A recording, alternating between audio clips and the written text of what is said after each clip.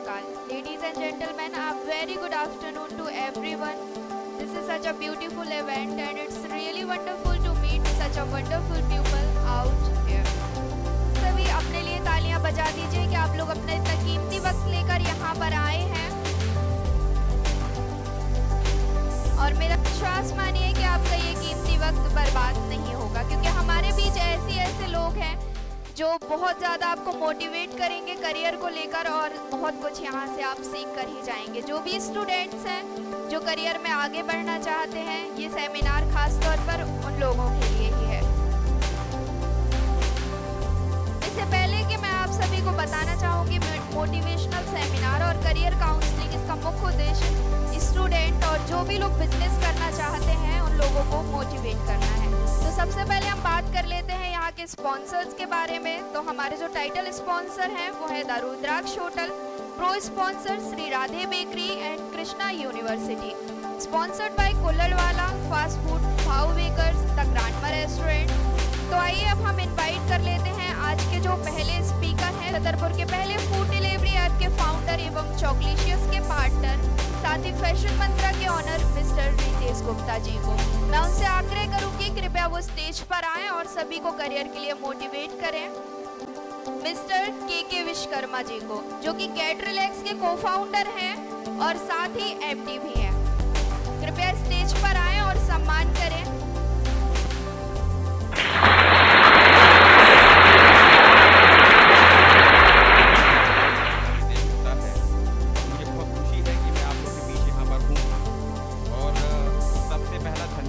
देना चाहूँगा मिस्टर संदीप विश्वकर्मा को, जिन्होंने मुझे यहाँ पर आमंत्रित किया और इस लायक समझा कि मैं आप लोगों के साथ अपने कुछ विचार साझा कर सकता हूँ। यहाँ पर मैं आया हूँ, उसके लिए Get Relax Digital Private Limited और मिस्टर संदीप विश्वकर्मा का बहुत बहुत आभार, बहुत बहुत धन्यवाद। ये बेसिकली जो सेमिनार आयोजित हुआ है छतरपुर में, ये पहला सेमिनार है। बेशक ये बहुत बड़ा नहीं हो सकता, लेकिन फिर भी किसी ने ताकत तो करी, किसी ने हिम्मत तो करी एक नए रास्ते पर छतरपुर को लेके जाने के लिए। और संदीप जी ने जो एक हौसला और ताकत दिखाई है वो अपने आप में एक अद्भुत है कि एटलीस्ट कम से कम उन्होंने एक हौसला तो बढ़ाया कि ऐसे सेमिनार को छतरपुर में आयोजित किया जा सकता है। देखिए, मैं अपनी जो बात की शुरुआत करूंगा, मेरे बॉस थे जिन्होंने मुझे हमेशा एक चीज़ सिखाई है और जिस पर मैं हमेशा चलता हूँ। एक कहावत है, there is the will there is the way, जहाँ चाह है वहाँ राह है। दुनिया में बहुत सारे लोग होते हैं जो अपनी चीज़ों को कई बार अपने आप को बहाना बनाकर टालने की कोशिश करते हैं कि यार अभी आज समय ठीक है, ख़राब है, कल करेंगे, कल नहीं परसों करेंगे, फिर आगे करेंगे और कर लेंगे। लेकिन बेशक जो मेरा एक मोटो है या जो मेरा एक ओपिनियन है, तो मैं ये मानता हूँ कि समय कभी भी कोई ख़राब नहीं होता। यहाँ पर जितने भी लोग बैठे हुए हैं, बेसिकली क्या होता है, हम लोगों को खुद समय को अच्छा बनाना होता है। अच्छे समय का वेट यदि आप करेंगे तो जीवन भर उसका सिर्फ इंतजार करते रह जाएंगे। सबसे बेहतर होता है कि आप अब उन किस आइडियाज़ को लेकर आएँ, आप कुछ ऐसी नए चीज़ों का सृजन करें जो आपके समय को और आपकी चीज़ों को अच्छा बनाए। आज यहाँ पर बहुत सारे लोग मुझे ऐसे लग रहे हैं जो स्टूडेंट्स हैं जो यहाँ पर बैठे हुए हैं। मैं ऐसा कोई विशेष टॉपिक तो खैर यहाँ पर तैयार करके नहीं आया जिसके बारे में बोलूँगा, लेकिन यदि आप लोगों के दिमाग में कुछ ऐसे क्वेश्चंस हो जिसके बारे में आप जानना चाहें तो बेशक तौर पर वो चीज़ें आप मुझसे क्लियर कर सकते हैं। और सबसे इम्पॉर्टेंट ये होता है कि आज के टाइम पे जितने भी लोग हैं या जितने भी लोग छतरपुर में पढ़ाई करने के लिए घर से बाहर आते हैं, उन सबका एक बेसिक जो मोटो होता है वो सोच के आते हैं कि हम आगे चल के नौकरी करेंगे। देखिए, जिस तरीके से आज भारत देश की आबादी लगातार बढ़ती जा रही है, जिस तरीके से भारत एक बहुत बड़ा देश बनता जा रहा है आबादी के मामले में, ये बात सब लोग जानते हैं कि हर एक व्यक्ति को नौकरी मिलना या जॉब मिलना इतना आसान तो खैर नहीं है। क्योंकि रोज़गार की बात करें तो लोग रोज़गार में हमेशा कुछ लिमिटेशंस होती हैं, कुछ बाउंडेशंस होती हैं। और दूसरी बात, आज के समय पे इतना ज़्यादा कंपटीशन बढ़ता चला गया है कि हर किसी को रोज़गार देना शायद संभव नहीं हो सकता। तो यहाँ पर मैं ये कहना चाहूँगा कि आप जो लोग हैं, जो अभी नए युवा हैं, जो आगे चल के नौकरी के लिए पढ़ाई कर रहे हैं या तैयारी कर रहे हैं, वो अच्छी बात है, आप बिल्कुल तैयारी कीजिए नौकरी के लिए। लेकिन सबसे इम्पोर्टेंट मेरा ये कहना है कि अपने दिमाग में आप कुछ ऐसे कॉन्सेप्ट को या कुछ ऐसे नए आइडियाज़ का सृजन कीजिए जिससे आप समाज को नई दिशा दे सकते हैं। ऐसा बिल्कुल ज़रूरी नहीं है कि आपका मोटो सिर्फ नौकरी करना होना चाहिए। आज का मैं ये मानता हूँ कि देखो, सबसे पहली बात, मैंने भी अपनी कैरियर की शुरुआत नौकरी से ही करी थी। मैंने भी 2007 में मैंने दिल्ली में अपने कैरियर की शुरुआत करी। मैंने लगभग 7 से 8 साल तक जॉब करी। हाँ, नौकरी करने में जो एक चीज़ मुझे अच्छी लगी, जो मुझे एक डिसिप्लिन, एक टाइम बाउंडेशन, एक पंक्चुअलिटी हमेशा इंसान के अंदर आ जाती है। एक यदि मुझे पता है, यदि मैं आज अपने व्यापार को चालू करता तो शायद इतना डिसिप्लिन, इतनी पंक्चुअलिटी के साथ नहीं कर पाता, ठीक है। लेकिन जॉब करने के साथ साथ आप ही लोगों को नए आइडियाज़ को क्रिएट करना होगा। जब तक नए आइडियाज़ आप लोग क्रिएट नहीं करेंगे तब तक कैसे देश आगे बढ़ेगा। हमेशा नौकरी के लिए आप ये सोचिए, आप कुछ ऐसी चीज़ों को लेकर आएँ कि आप लोगों को नौकरी दे पाए। बेसिक क्या है कि यहाँ पे जो लोग भी नौकरी कर रहे हैं वो लोग बिजनेस कर रहे हैं, क्योंकि जिसके लिए आप नौकरी कर रहे हैं वह तो बिजनेस ना उसके लिए। कोई भी बिजनेसमैन होता है, आप उसके यहाँ एम्प्लॉय होते हैं, so you are doing your job, but the thing is that जो बिजनेसमैन है वो सिर्फ जॉब, वो अपना बिजनेस कर रहा है। तो चीज़ें, मेरे कहने का मतलब है कि आप लोगों को ऐसा कॉन्सेप्ट सोचना चाहिए, आपको चिंतन करना चाहिए, आपको मंथन करना चाहिए कि हम नई चीज़ों को समाज में लेकर आएँ। अब रही बात छतरपुर की, तो फूड मंत्रा, जैसा कि अभी नन्ही बताया, तो फूड मंत्रा छतरपुर का पहला फूड डिलीवरी ऐप था जिसको मैंने चालू किया था 2018 में। ये मेरा पहला स्टार्टअप था जिसको मैंने चालू किया, और नो डाउट छतरपुर में मुझे रिस्पांस भी अच्छा मिला और मेरा स्टार्टअप सक्सेस भी रहा। लेकिन कारण क्या रहे कि जब आपको पता है मार्केट में कोई एक बड़ा प्लेयर आ जाता है, उसके बाद थोड़ा सा आपको कॉम्पिटिशन ज़्यादा करना पड़ता है। 2018 से लेकर 2019 तक मैंने अपने स्टार्टअप को बहुत अच्छे से चलाया। सेकेंडरी उसके बाद जैसे ही मार्केट में फिर जोमेटो या स्विगी जैसे कुछ मेजर प्लेयर्स की एंट्री हुई, तो मुझे ऐसा लगा कि नहीं, डेफिनेटली यहाँ पे कंपटीशन बढ़ता जा रहा है। फिर मुझे क्या लगा कि यार मैंने एक नाम तो खड़ा कर दिया है, फूड मंत्रा को लोग जानने लगे थे शहर में। मुझे लगा यदि मैंने अपने काम को ऐसे ही बंद कर दिया तो मेरा नाम खराब हो जाएगा। इसके बाद छतरपुर का पहला लाइव किचन कॉन्सेप्ट फूड मंत्रा ग्रुप ही लेके आया, जिसका नाम है फूड मंत्रा किचन। ऐसा लाइव किचन जो छतरपुर का पहला था वो हम लोग लेकर आए, और वो आज का शहर का सक्सेसफुल कॉन्सेप्ट है। तो चीज़ें क्या है, चीज़ें सोचने से बढ़ती हैं। यदि हम लोग सोचेंगे और हम लोग करेंगे तो डेफिनेटली हम चीज़ों को आगे लेकर जाएंगे। यह रही मेरी बात। आप में से किसी का कोई क्वेश्चन हो, आप कुछ भी जानना चाहते हैं, बिजनेस से रिलेटेड हो, जॉब से रिलेटेड हो, वो डेफिनेटली वो आप पूछ सकते हैं। चाहती हूँ, आपने जो गोल तय किया था, किस तरह से आपने मेहनत की है?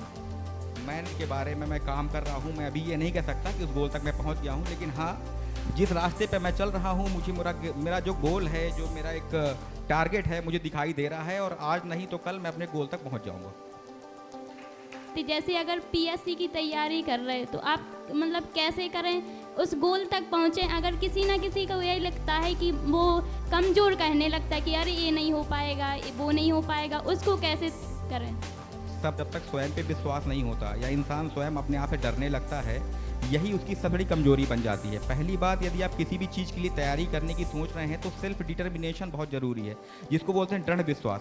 आदमी शुरुआत कैसे करे, आदमी यहीं पे डर जाता है। जब एक बार आप गाड़ी चलाना चालू कर देते हैं तो फिर आप उसको तेज़ भी चला लेते हैं और धीरे भी कर लेते हैं, लेकिन जब आप पहली बार गाड़ी की स्टीयरिंग में बैठते हैं शायद उतने बेहतर तरीके से आप चला नहीं पाते। तो जब भी आप किसी भी तैयारी की, किसी भी प्रतियोगी परीक्षा की, किसी भी चीज़ की तैयारी करें तो सबसे पहले तो आपका विजन क्लियर होना चाहिए कि आपको ये करना है।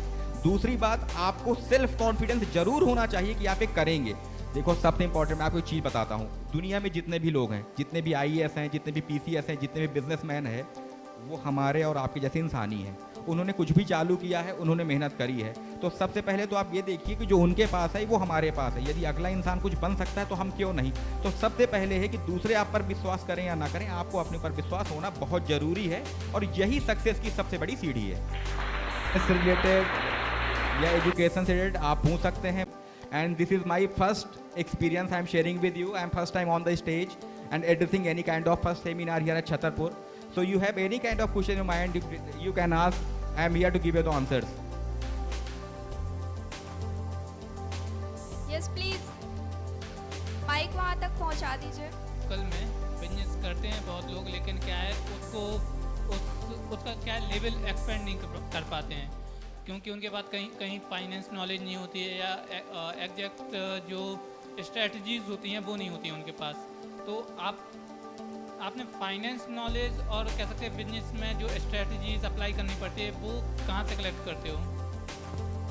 ये बात व्यापार हमारे बाप दादा करते चले आए हैं लंबे समय से, वो व्यापार लगभग ख़त्म होने की कगार पे है। यदि आपको लगता है कि वही परंपरागत व्यापार की प्रक्रिया जो आपके सालों से चलती चली आ रही है और आप उसको फॉलो करके आप आगे बढ़े आएंगे, ये इम्पॉसिबल है। समय जब बदलता है तो समय के साथ सब कुछ बदल जाता है। चीज़ों का तरीका बदल जाता है, करने का तरीका बदल जाता है, प्लानिंग बदल जाती है। आज आप देख रहे हैं कि छतरपुर में आजकल ऐसे बहुत सारे यंगस्टर्स हैं जो बाहर से पढ़ के आए हैं और छतरपुर में आ जाके व्यापार कर रहे हैं। कोई वहाँ पे इंजीनियर था, कोई MBA करके आया है, कोई दूसरी बिजनेस प्लानिंग करके आया है।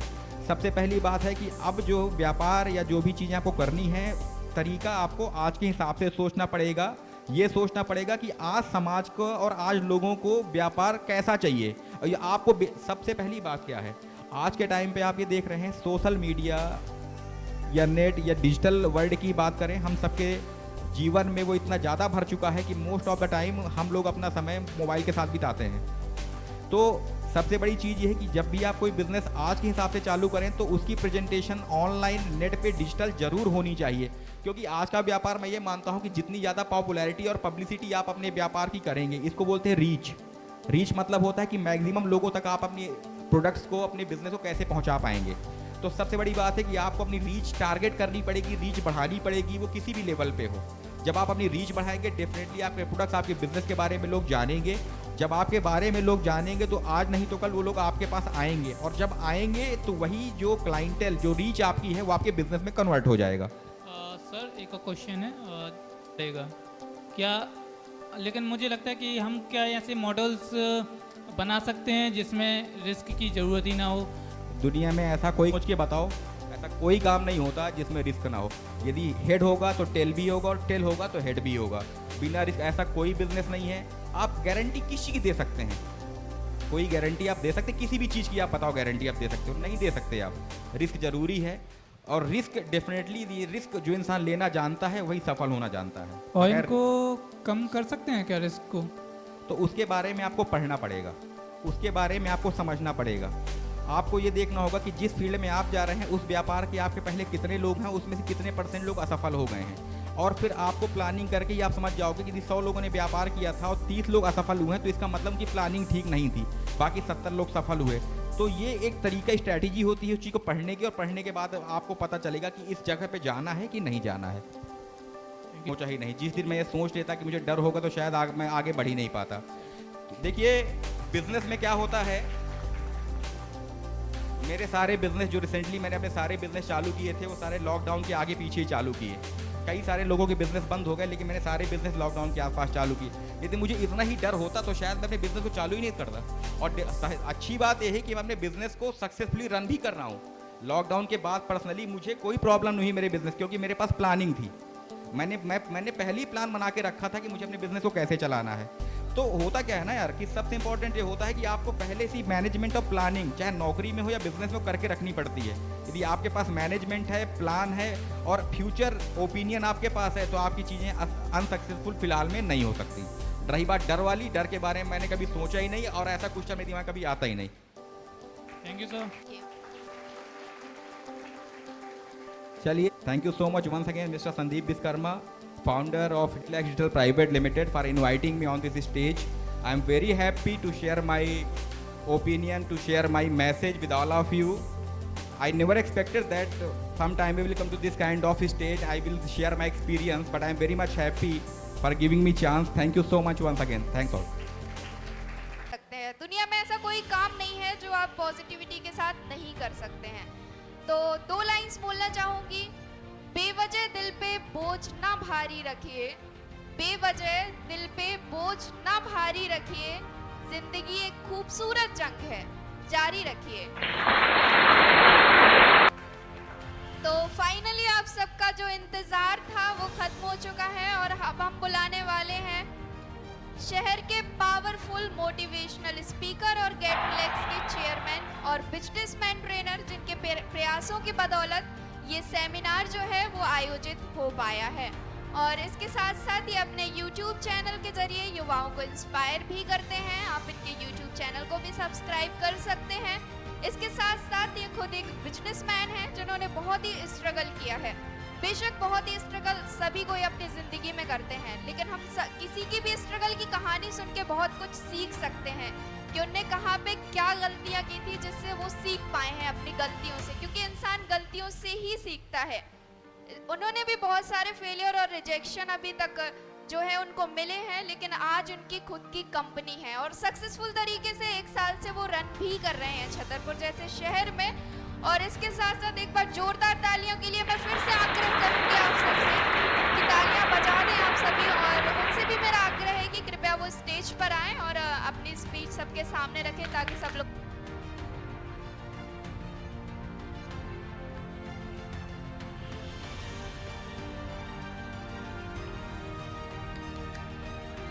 अब आप सब सोच रहे होंगे कि मैंने गुड मॉर्निंग क्यों बोला है। गुड मॉर्निंग मैंने इसलिए बोला है क्योंकि जब हम गुड मॉर्निंग बोलते हैं तो हमारे अंदर एक एनर्जी आ जाती है। क्या आ जाती है? एनर्जी। तो कोई भी चीज आपको अच्छी लगती है तो पहले तो आपको तालियां बजाना है। आपको ताली बजाने के मैं बहुत सारे फायदे बताऊंगा। ताली बजाने से लगभग 52 प्रकार की बीमारियां दूर हो जाती हैं। लकी का मतलब क्यों? क्योंकि जब आप छतरपुर में इस टाइप का कोई सेमिनार होता है और जो लोग यहाँ पर आए हुए हैं तो आप लोग बहुत यूनिक हैं। आप लोग एक बार अपने लिए तालियां बजा दीजिए। कोई भी हो सकता है। आप खड़े हो जाइए। येलो टी शर्ट में विजय शर्मा। आपको सेमिनार के बारे में कैसे पता चला? मैं जाऊंगा और आप क्या एक्सपेक्ट करके आए थे कि यहां से आप क्या सीखने वाले हैं। सारे जो सोर्स होते हैं हर जगह से कुछ ना कुछ सीखते हैं और हर इंसान से कुछ ना कुछ सीखते हैं। तो वैसे ही अगर कोई इवेंट्स हो रहा है जहां पे आपको लग रहा है कि ये हमारी सक्सेस में कंट्रीब्यूट करने वाला है तो हमें वहां जाना चाहिए, बेझिझक जाना चाहिए। आप लोग सोच रहे हैं कि अच्छे खासे बैठे थे और मुझे खड़ा कर दिया, राइट? देखिए होता क्या है कि जब हम अपने आप को कंफर्ट जोन में ढाल लेते हैं, राइट? लेकिन जैसे ही हम कुछ करने के लिए खड़े होते हैं कि हमें कुछ भी करने के लिए पहले चलना पड़ेगा, घर से बाहर निकलना पड़ेगा, वैसे ही अब हम एक एनर्जी को बाहर ला रहे हैं। तो मैं आपसे प्रॉमिस करता हूं कि आने वाला आधा घंटा आपकी लाइफ का सबसे अच्छा होने वाला है। खड़े हो गए हैं? खड़े हो गए।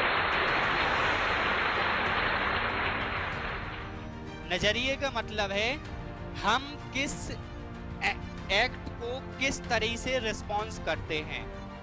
मैं आपको एक कहानी सुनाता हूं। एक गांव था, वहां पर आग लगी हुई थी एक घर में। तो सभी लोग उस आग को बुझा रहे थे। वहां पर पास में ही बैठी एक पेड़ पर चिड़िया ये सब देख रही थी। चिड़िया से रहा नहीं गया, सभी लोग आग बुझा रहे थे तो चिड़िया जाके पास के ही एक तालाब से अपनी चोंच में पानी भरे और जाके उस आग को बुझाए। ये कंटिन्यू वो करती जा रही थी। इतने में पास में ही बैठा हुआ एक कौवा देख रहा था और सोच रहा था ये चिड़िया कितनी बेवकूफ है, अपनी चोंच से आग को बुझा रही है। कौवे से रहा नहीं गया और उसने क्या किया, जाके उस चिड़िया से बोला कि अरे चिड़िया तू कितनी पागल है, तेरी चोंच से ये आग नहीं बुझने वाली। चिड़िया ने बड़ी विनम्रता से जवाब दिया को कि कौवा शर्म के मारे शांत हो गया। चिड़िया ने कहा मेरी इस चोंच से पानी से आग बुझे या ना बुझे, लेकिन जब इस आग की बात होगी तो आग बुझाने वालों में मेरा नाम होगा और तमाशा देखने वालों में तेरा नाम होगा। तो बात ये है कि हम किस एक्शन को या किसी इवेंट्स को किस नजरिए से देखते हैं वो मायने रखता है। कहते हैं ना कि नजर का इलाज तो पॉसिबल है लेकिन नजरिए का नहीं है। बिल गेट्स कहते हैं कि आप गरीब घर में पैदा हुए ये आपकी गलती नहीं है, लेकिन आप गरीब ही मर गए ये तो आपकी गलती। यहां से कुछ सीख के जाओगे। अपनी लाइफ में कुछ बड़ा करना चाहते हो?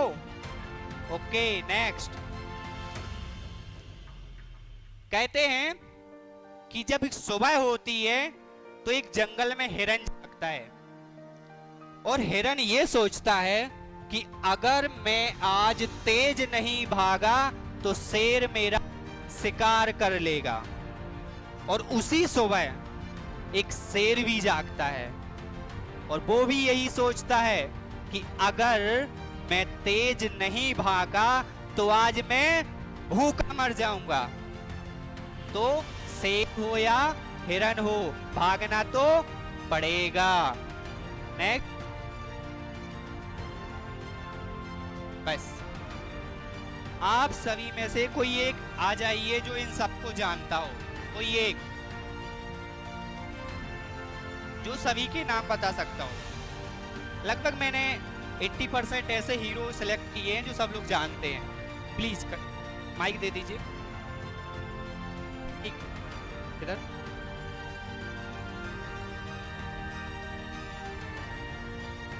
लाइन से आपको सबके नाम बताना है। Yes please.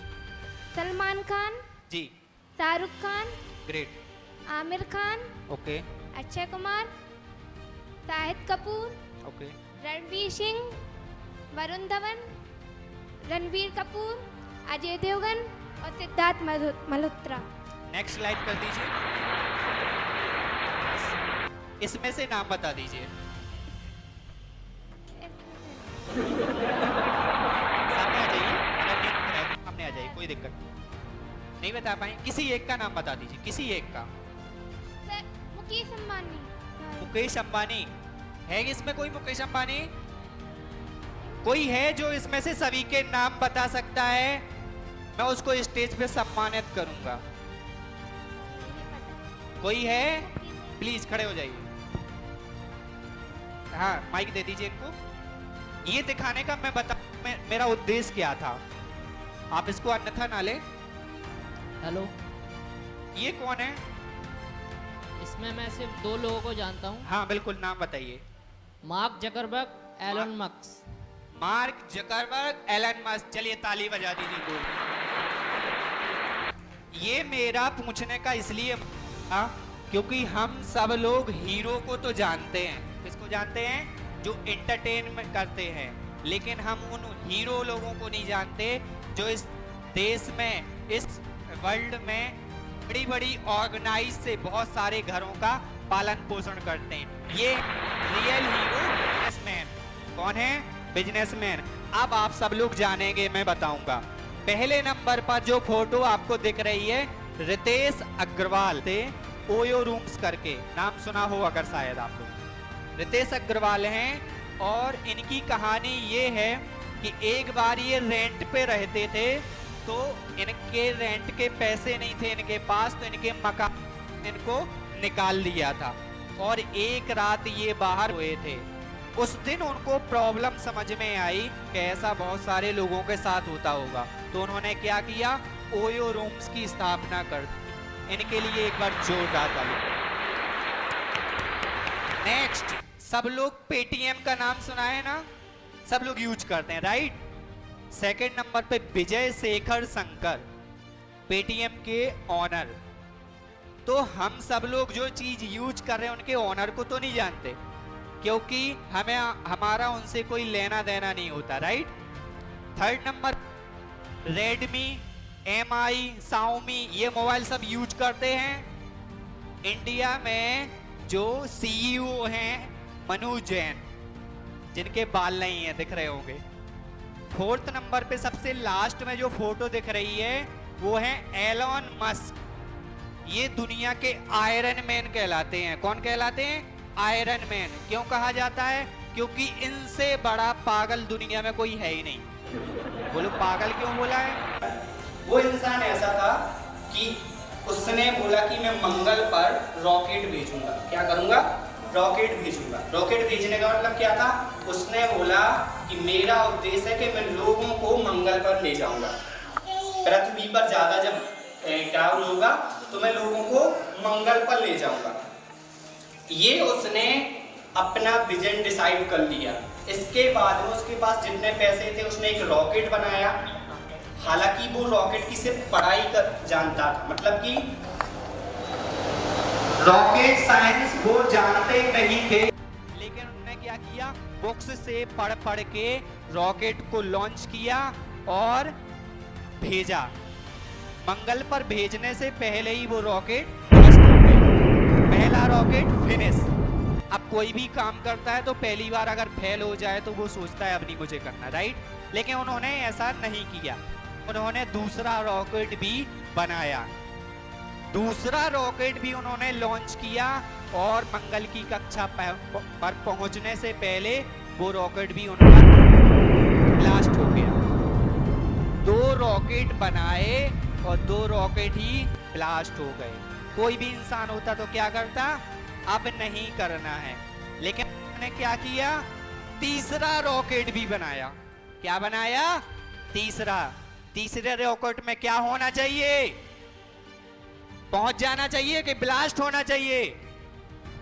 पहुंच जाना चाहिए, क्योंकि भगवान भी कहते हैं कि अगर तुम लगातार मेहनत करते रहोगे और मेहनत के इतने पीछे पड़े रहोगे तो एक दिन तुम्हें सफलता मिल जाएगी। और सेम वैसे ही हुआ, तीसरा रॉकेट जाके सक्सेस हो गया।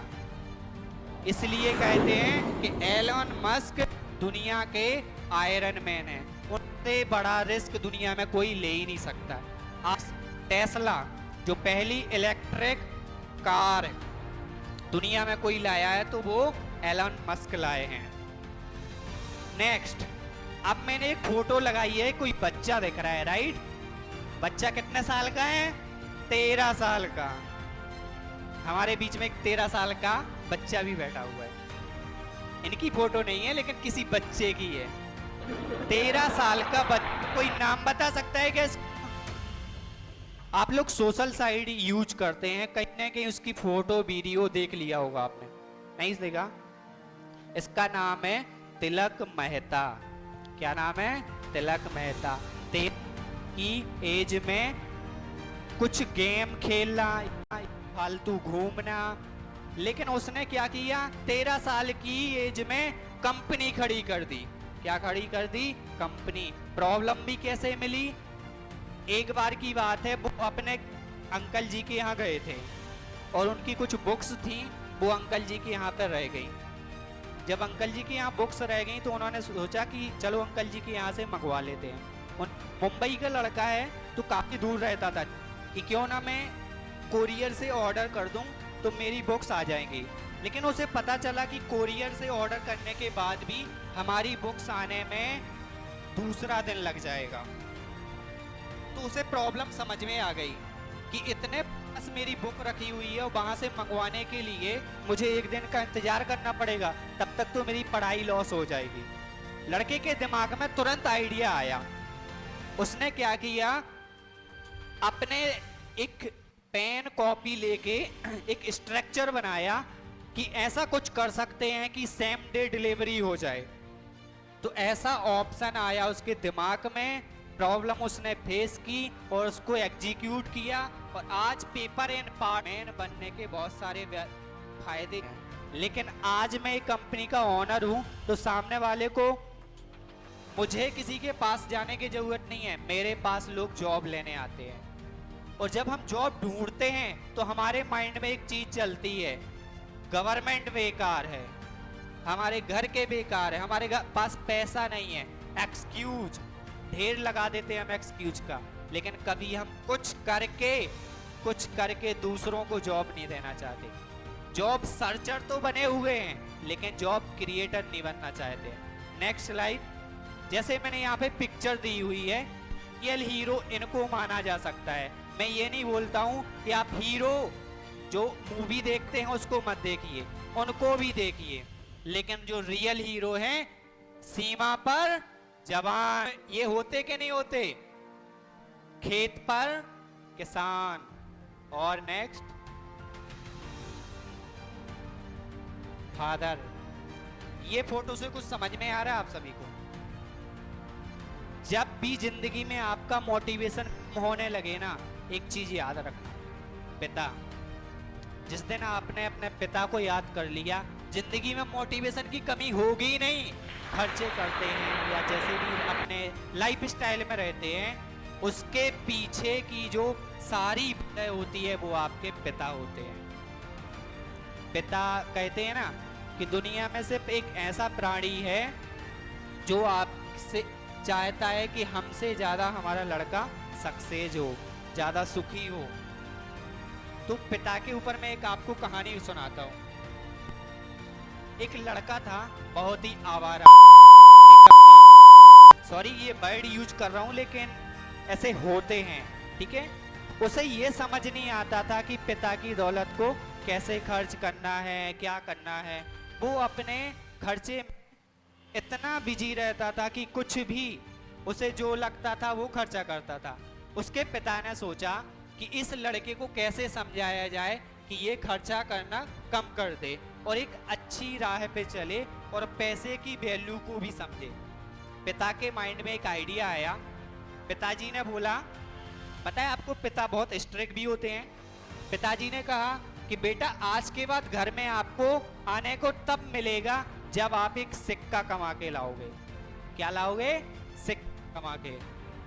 लड़के से कहा कि आज शाम को घर में खाना तभी मिलेगा जब तुम एक सिक्का लाओगे। लड़का बड़ा चालाक था, अपनी मम्मी के पास गया रोते हुए, बोला मम्मी पापा ने कहा है कि आज खाना तभी मिलेगा जब एक सिक्का ले जाएंगे। मम्मी बड़ी दयालु होती हैं, सभी को पता है। मम्मी से रहा नहीं गया, मम्मी ने सिक्का दे दिया लड़के को। लड़का सिक्का लेके पिताजी के पास गया, पिताजी ये देखो मैं सिक्का कमा के लाया हूं, ये सिक्का कमा के लाया हूं।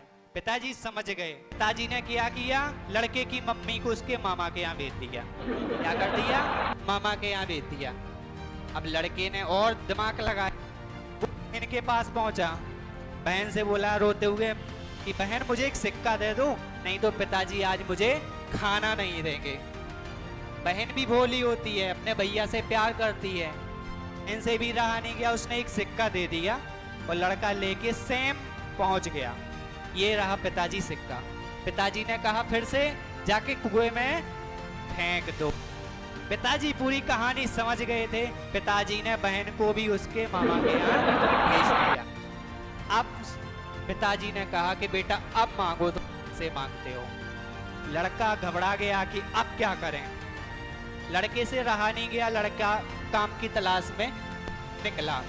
वो जैसे ही मार्केट में गया तो मार्केट में वो लोगों से काम मांगने कि भैया मुझे काम दे दीजिए, उसके बदले में आप काम कर दूंगा, आप मुझे एक सिक्का दे देना।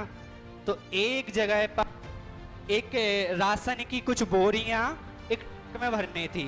तो उसने कहा ठीक है ये बोरियां उठा के ट्रक में भर दो तो आपको हम शाम को सिक्का दे देंगे। लड़का राजी हो गया, काम को खाना नहीं मिलता। लड़के ने सेम वैसे ही किया, बोरियां ली और ट्रक में भरी। सारा दिन काम करने के बाद में उसको सिक्का मिला। सिक्का लेने के बाद में लड़का घर पसीने से लथपथ घर पहुंचा पिताजी के पास और बोला पिताजी ये रहा सिक्का। पिताजी ने कहा बेटा जाके कुएं में फेंक दो। लड़का क्या करेगा? नहीं फेंकेगा। लड़के ने इतने गुस्से में बोला कि कैसे पागल हो, मैं सिक्का कमा के लाया हूं और जाके मैं कुएं में फेंक दूं। यही बात तो मैं समझाना चाहता हूं कि मैं इतनी मेहनत से कमाता हूं और तुम जाके इसको बर्बाद करते हो। इस कहानी से हमें यह शिक्षा मिलती है कि हमारे पिता जितने भी काम करते, मजदूरी करते हो, जैसे भी कमाते, मेहनत से कमाते हैं, हमें उनके पैसे का सदुपयोग करना है। Next slide. ये रियल हीरो होते हैं जिसे हम पापा बोलते हैं। अब आती है कैरियर की बात। कैरियर चूज करने की जब बात आती है तो हमारे माइंड में बहुत सारे ऑप्शन होते हैं। तो जब हम 10th या 12th में होते हैं तो ज़्यादा ऑप्शन हमारे पास रहते नहीं हैं। जो हमारे फ्रेंड ने किया है वही हम कर लेते हैं। हमारे फ्रेंड ने बायो ले रखी है तो मैं भी ले लेता हूँ। फ्रेंड से पूछते हैं कॉल करके आर्ट लेना है क्या? हाँ ले लो, जल्दी पास हो जाएंगे। तो हमारे कैरियर ऐसे डिसाइड होते हैं, राइट? जमाना बदल गया है। Next slide. देखिए मैंने कुछ पर पीपीटी में आपको सक्सेस रूल्स, जिसे हम लाइफ में, बिजनेस में, स्टडी में कहीं भी यूज कर सकते हैं। मैंने यहाँ पे लिखा है फाइंड योर स्किल्स। हमें कैरियर चूज करने के लिए सबसे मेन जो चीज होती है find your skills. Find your skills मतलब है आपकी रुचि कहाँ है, आपका पैशन कहाँ है। जैसे बोलते हैं ना गोल कैसे सेट करते हैं, कोई डायरेक्ट ऐसे नहीं बोलता मुझे तो आईएएस बनना है। बुरी बात नहीं है सपने देखना, अच्छी बात है, लेकिन हमें उस टाइम तक समझ नहीं होता है कि हमें करना क्या है। तो सबसे पहले अपनी रुचि का मतलब इंटरेस्ट, पैशन, कुछ भी बोल सकते हैं। Find your skills. कुछ स्किल्स ऐसी होती हैं कि जो गॉड गिफ्टेड तो होती हैं, लेकिन हम उसको फाइंड नहीं कर पाते। जैसे कई लोग बहुत अच्छा सिंगिंग कर लेते हैं, कई लोग बहुत अच्छा डांस भी कर लेते हैं, कई लोग बहुत अच्छा पब्लिक स्पीकिंग भी कर लेते हैं। तो क्या यहाँ पे कैरियर नहीं है? पता है हमारे समाज में कैरियर का मतलब क्या मानते हैं? Government job. जैसे हम बोल सकते हैं ना कि सबसे बेकार जो चीज, अगर बच्चों को डेफिनेशन सिखाई जाती ना कि गवर्नमेंट जॉब कर लीजिए आप सक्सेस हो गए। सक्सेस का मतलब होता है सबकी नजर में अलग अलग। कोई पैसे को सक्सेस बोलता है, किसी को हैप्पीनेस चाहिए। सबसे पहले क्या करना है? अपने इंटरेस्ट को सर्च करना है। Find your skills. नेक्स्ट जो इसमें लिखा हुआ है आस्क योर क्वेश्चन। सबसे पहले अपने आप से हमें क्वेश्चन करना है। अपने आप से क्वेश्चन कैसा करना है? हम जो गोल सेट करने जा रहे हैं वो क्यों करने जा रहे हैं? कहीं आपने अभी किसी के दबाव में तो नहीं किया है? क्या कुछ टाइम बाद आप ये सोचो कि अब ये नहीं, अब ये करना है? तो फाइंड योर स्किल्स और नेक्स्ट जो है ask your question, then set your गोल।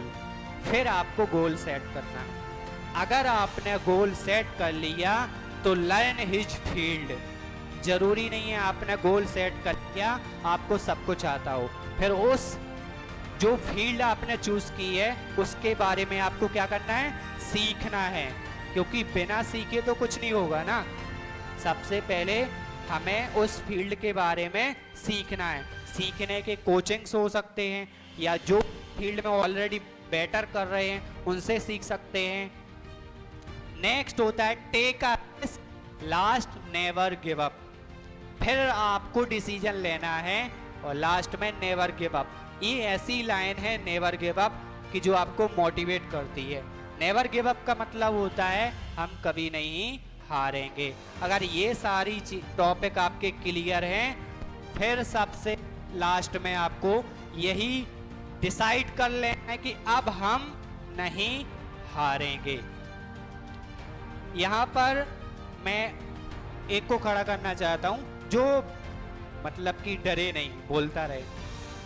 कोई नहीं है।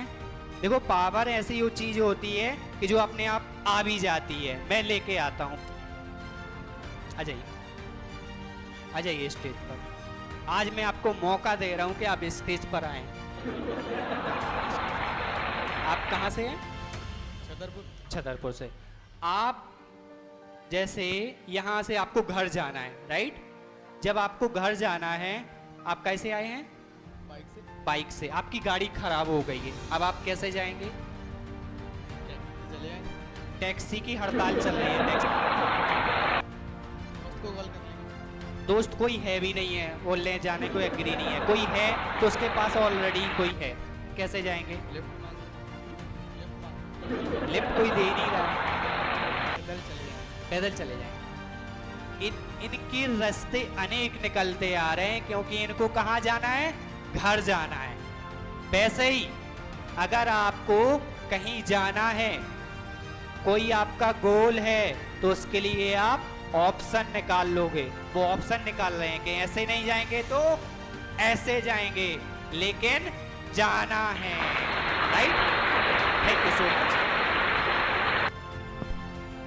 ये हमारा सब्जेक्ट सेट है, तो आपको कैसे भी करके ऑप्शन मिल जाएंगे, लेकिन आप जाओगे जरूर। अगर उनका मन नहीं होता तो बोलते कोई बात नहीं, अब यहीं सो जाएंगे, यही बोलते ना। लेकिन अगर कहीं जाना है तो फिर कोई ऑप्शन नहीं होता है और जाने के बहुत सारे ऑप्शन निकल आते हैं। बड़ी बात आती है उस पर काम करने की। जब हम एग्जीक्यूशन करते हैं तो बहुत सारी प्रॉब्लम्स आती हैं। चाहे आप पढ़ाई कर रहे हैं या बिजनेस कर रहे हैं, सबसे मेन पॉइंट होते हैं 3। पहला स्टार्टिंग, दूसरा आपका रनिंग और तीसरा होता है फाइनल स्टेज। स्टार्टिंग तो आप मोटिवेट होके कर लेते हैं, लेकिन जब आपका रनिंग टाइम आता है, रनिंग टाइम का मतलब बीच का टाइम, बोलते ना शुरुआत बहुत अच्छी हो सकती है, लेकिन जो आपका बीच का टाइम होता है सबसे बेकार होता है। क्या होता है? सबसे बेकार। और सबसे लास्ट का क्या होता है? सबसे अच्छा होता है। बेकार का मतलब यहाँ कहने का ये है कि आप उस टाइम पर अकेले पड़ जाते हैं। घर के लोग बोलते हैं क्यों स्टार्ट किया, तुम ही संभालो। दोस्त बोलते हैं मैंने पहले ही मना किया था, क्यों स्टार्ट किया। तो कोई भी काम कर रहे हैं तो आपको बीच का जो टाइम होता है उसमें मोटिवेट रहने के लिए आपका साथ कौन देगा? कौन देगा? आप खुद। कौन देंगे? आप खुद। ऑप्शन नहीं है, फिर आपको पीछे मुड़ने का मौका ही नहीं मिलेगा। क्वेश्चन ये था, कोई गैस में हो जाइए खड़े, माइक दे दीजिए। आप कोई भी काम करते हैं, जैसे आप स्टडी करते हैं, अभी आप स्टडी कर रहे हैं, राइट? अगर आप स्टडी करते हैं तो आपके घर के आसपास गांव वाले या जो भी आप जहां रहते हैं वो लोग आपसे कुछ ना कुछ तो बोलते हैं। कुछ लोग अच्छा बोलेंगे, कुछ लोग बुरा बोलेंगे। बुरा का मतलब क्या है? उनका पॉइंट ऑफ व्यू। कुछ लोग बोलते हैं कि ये अच्छा कर रही है, कुछ लोग बोलते हैं ये सही नहीं है, राइट?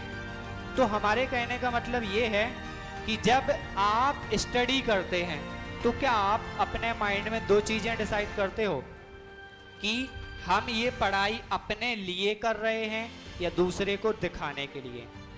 अपने लिए। अपने लिए। जब हम अपने लिए कोई काम करते हैं तो हम सोसाइटी के डर से, समाज के डर से क्यों पीछे हट जाते हैं?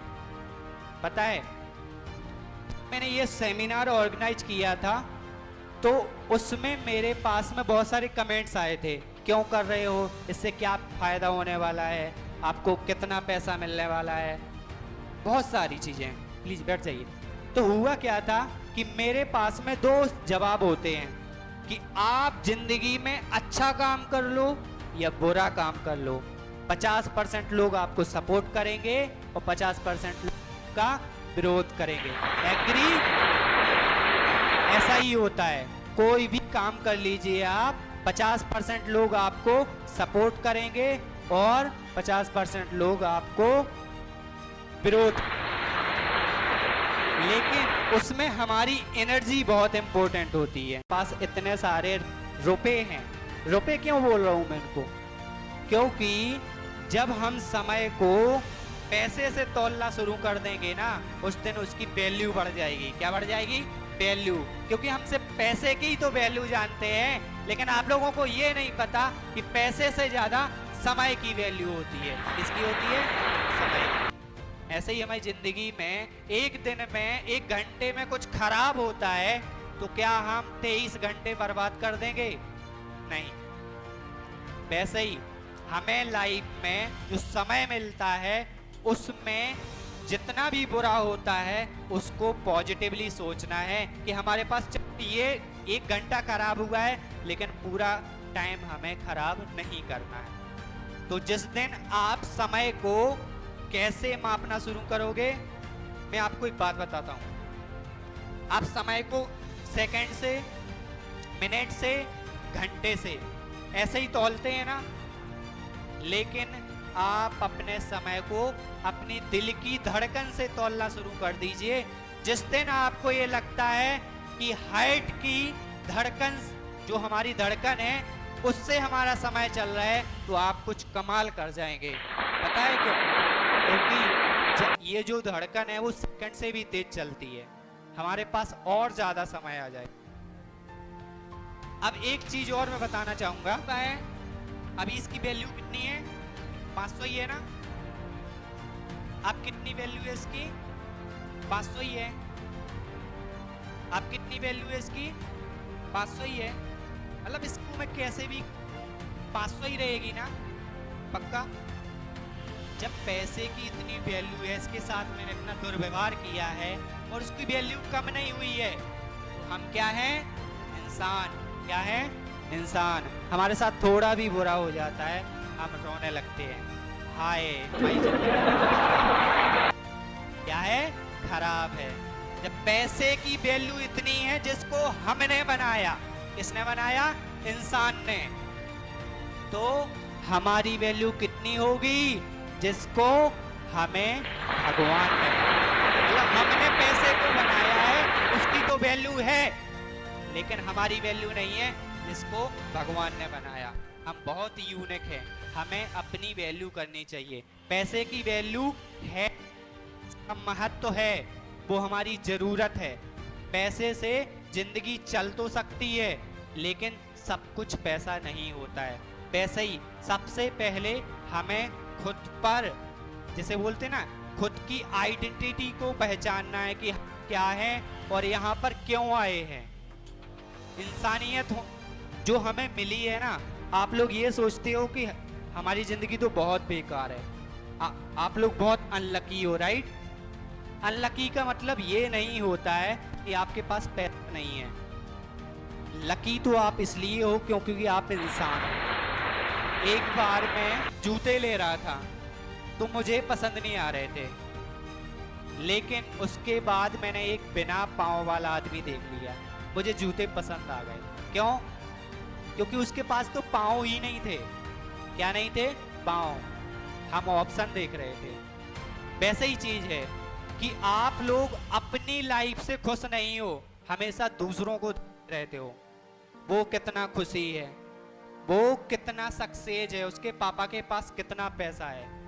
अगर आप अपनी लाइफ को दूसरों से करोगे तब तक आप खुश नहीं रह पाओगे। खुश रहने का सबसे अच्छा जो हमारे पास में ऑप्शन है वो यही है कि हम इंसान हैं और हमें ये लाइफ मिली है। मैं ज़्यादा अब टाइम नहीं लेता हूँ, आप लोगों को एक बार और लास्ट में खड़ा करना चाहूँगा। 1 2 3 क्या? 1 2 3 1 2 3 1 2 3 1 2 3 1 2 3 1 2 3 1 2 3। देखिए क्या होता है, जो क्लैपिंग होती है वो हार्ट टच होती है, जो एक्टिविटी होती है वो हमें हमेशा करते रहने चाहिए। इसके पैसे नहीं लगते हैं, ये फ्री ऑफ कॉस्ट होती है, बहुत सारे बेनिफिट भी होते हैं। तो बहुत बहुत धन्यवाद आप लोगों का कि आप लोगों ने इतना कीमती समय दिया। बहुत कम लोग हैं, लेकिन हमारे लिए बहुत बड़ी बात है कि इतने लोग भी हैं, क्योंकि छतरपुर में किसी ने हिम्मत तो नहीं की, लेकिन हमने हिम्मत तो की कि चलो ये ऑर्गेनाइज करते हैं। तो मेरी नज़र में ये 101% नहीं 110% सक्सेस है। Thank you so much all of you. और इसके साथ साथ मैं अब इनवाइट करना चाहूँगी शहर की जो ABVP के अध्यक्ष हैं उनको मैं यहाँ पे बुलाना चाहूँगी, अखिल भारतीय विद्यार्थी परिषद की अध्यक्ष मिस अंकिता विश्वकर्मा जी को।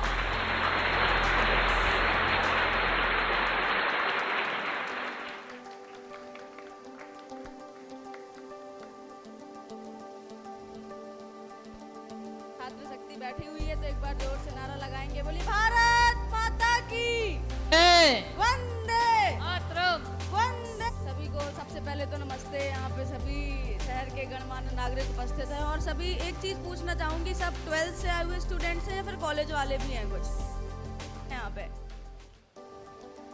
तो सबसे पहले मैं थोड़ी क्वेश्चंस करूंगी आपसे कि आप लोग अपना करियर कैसे डिसाइड करते हो आफ्टर 12th? जैसे आप निकलते हो, वो आपके लाइफ का पहला चरण होता है, हम सोचते हैं कि हमें क्या बनना है, तो आप लोग कैसे डिसाइड करते हो कि हमें ये बनना है, अपने करियर में आगे जा कर के ये करना है? कैसे डिसाइड करते हो? कोई बोलेगा?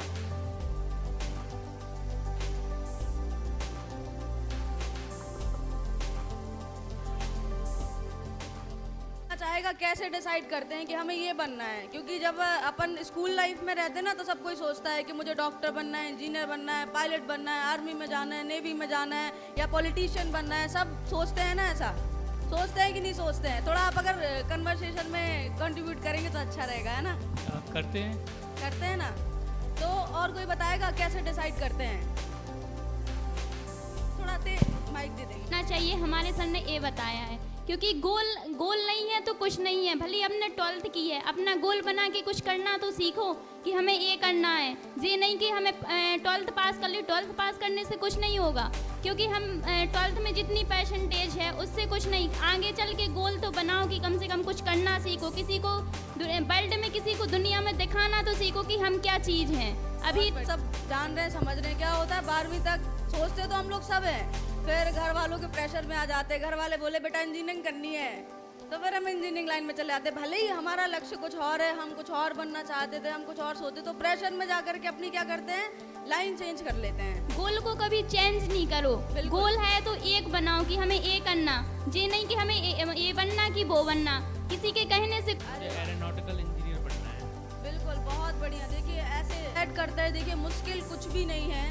आपने सुना होगा स्वामी विवेकानंद जी के बारे में। वो एक अच्छी फैमिली में पैदा हुए थे, उनके पिताजी एडवोकेट थे, लेकिन परिवार की परिस्थितियां कुछ ऐसी हुई कि फिर वो मतलब नॉर्मल कॉलेज में उनको पढ़ाई करनी पड़ी, एकदम नॉर्मल कॉलेज में पढ़ाई करनी पड़ी। पढ़ाई करने के बाद उनने क्या किया कि वो गए जॉब करने के लिए। जब उनने अपना रिज्यूम दिखाया, रिज्यूम दिखाते ना अपना, पहले जाके इंटरव्यू देते हैं, रिज्यूम दिखाते कि भाई सर हमने ये पढ़ाई करी है, यहाँ से करी है। तो वो रिज्यूम देखने के बाद जो इंटरव्यूअर था वो ये बोला कि आप तो बड़े नॉर्मल से सादा से कॉलेज से पढ़ के आए हो, आप तो योग्य ही नहीं है, आप कैसे करोगे, आप कैसे पढ़ाओगे, कैसे कर पाओगे आप बताओ। तो उन्हें बड़ा खराब लगा कि बताओ। फिर उनको क्लास में लेके गए जहाँ पे मात्र 40 बच्चे बैठे हुए थे, पर हार कर निराश नहीं हुए वो। उसके बाद वो वाराणसी गए, लोगों से मिलना चालू करा, उनने अपनी स्किल बढ़ाई, लोगों से कम्युनिकेशन स्किल जो बोलते हैं ना हम, जैसे अभी मैं यहाँ पे आपको बोलने के लिए बोल रही हूँ कि आपने क्या सोचा है, तो 2-4 लोग ही बोल रहे हैं और बोल नहीं पा रहे हैं। तो ये सबसे ज़्यादा इम्पॉर्टेंट चीज़ है कि हमारी कम्युनिकेशन स्किल पहले तो बहुत अच्छी होनी चाहिए। आप किसी भी फील्ड में हो, कोई भी लक्ष्य बिल्कुल भी मुश्किल नहीं है। अगर आपने सोच लिया, बस बात यह है कि आपको उसके लिए डिटरमाइंड होना है, लगन के साथ पूरे उसी काम में लगा रहना है, तब तो जाकर आप सक्सेस होगे। अदरवाइज कितने सारे स्टूडेंट हैं आज अगर हम देखें, कहते हैं ना कि छात्र शक्ति राष्ट्र शक्ति है, लेकिन रियलिटी ये है कि आज हमारे देश को छात्रों की यानी कि स्टूडेंट्स की ज़रूरत नहीं है। अब आप बोलोगे ऐसा क्यों बोल रही हैं, ये क्यों नहीं है स्टूडेंट्स की ज़रूरत? आज देश को हमारे टीचर्स की ज़रूरत है जो सीख करके किसी को सिखा सकते हैं, अपने देश के लिए कुछ कर सकते हैं। तो आप पढ़ते पढ़ते ऐसा करिए, ऑर्डिनरी सब होते हैं, लेकिन आप एक्स्ट्रा ऑर्डिनरी चीज़ें क्या कर रहे हो? तो ऑर्डिनरी और एक्स्ट्रा ऑर्डिनरी में डिफरेंस क्या है? आप ऑर्डिनरी हैं या फिर एक्स्ट्रा ऑर्डिनरी हैं, ये कोई बताएगा? बताओ आप, कोई बताएगा फिर मैं बताऊंगी। इतने सारे सब एजुकेटेड मतलब पढ़ के भी बैठे हैं यहाँ पे लोग, फाइनल ईयर के भी स्टूडेंट हैं, सब लोग बोलेंगे तो अच्छा लगेगा। हाँ, वो एक्स्ट्रा ऑर्डिनरी हो चुके हैं, क्योंकि ऑर्डिनरी से जो एक्स्ट्रा ऑर्डिनरी बनते हैं तो वो तभी हम बोलते हैं जब कुछ अच्छा अचीव कर लेते हैं या कोई कहीं किसी पोजीशन पर पहुंच जाते हैं। बेसिस में करते हैं, पढ़ाई करते हैं, सभी लोग पढ़ाई कर रहे हैं। देखिए कि अभी ऐसे कोविड की परिस्थिति में हम ऑनलाइन पढ़ाई कर रहे हैं, ठीक से नहीं कर पा रहे हैं, तो कैसे हम करें? तो नॉर्मल हम पढ़ाई कर रहे हैं। देखिए परिस्थितियाँ ऐसी हैं, लेकिन हम पढ़ तो रही हैं, कर तो रही हैं, लेकिन एक एक्स्ट्रा लग जाने से वो एक्स्ट्रा ऑर्डिनरी हो जाता है। जैसे भाई ने बोला मैं IIT की प्रिपरेशन कर रहा हूँ, तो IIT की प्रिपरेशन और भी 80 लाख लोग कर रहे हैं हमारे देश में, एक रेशियो बता रही हूँ नॉर्म, और 80 लाख लोग कर रहे हैं। लेकिन उन 80 लाख लोगों में से हम एक्स्ट्रा ऑर्डिनरी कैसे होंगे? वो कैसे होंगे कि वो 8 घंटे पढ़ाई करता है, तो मैं अपने टाइम का 2 घंटा और एक्स्ट्रा दे करके मैं एक्स्ट्रा ऑर्डिनरी बन जाऊंगा। तो 80% कॉम्पिटिशन तो वहीं खत्म हो गया ना, कि वो 8 घंटे पढ़ाई कर रहा है, मैं 10 घंटे पढ़ाई कर रहा हूँ, तो ये मेरा एक्स्ट्रा ऑर्डिनरी है कि नहीं है? बताओ आप।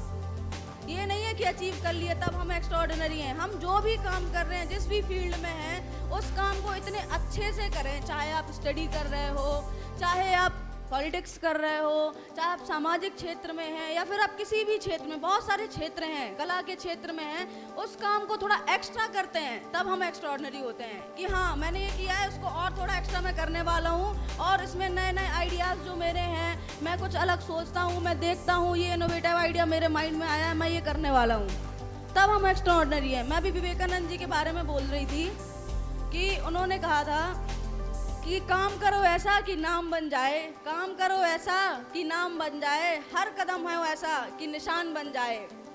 यहाँ जिंदगी तो हर कोई काट लेता है, यहाँ जिंदगी तो हर कोई काट लेता है, जिंदगी इस कदर जियो की मिसाल बन जाए।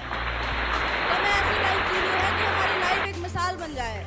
ऐसा होना चाहिए हमारी लाइफ में। विवेकानंद जी के बारे में आपको बता दूं, वो हमारे प्रेरणा स्रोत सिर्फ इसलिए नहीं कि हाँ वो बहुत बड़े साधु संत थे, केवल ऐसे ही कोई नॉर्मल लाइफ नहीं थी। कितना संघर्ष था उनकी लाइफ में, अपनी पूरी फैमिली को छोड़ करके इतना कुछ देखने के बाद जब उन्होंने भारत की परिस्थितियां देखी, खुद की स्थिति देखी, कितनी पढ़ाई करने के बाद भी मैं कुछ नहीं कर पा रहा हूँ, कुछ नहीं हो रहा। अगर वो हताश होकर निराश होकर कि यहीं बैठ गए होते तो क्या आज वो हमारे प्रेरणा स्रोत होते?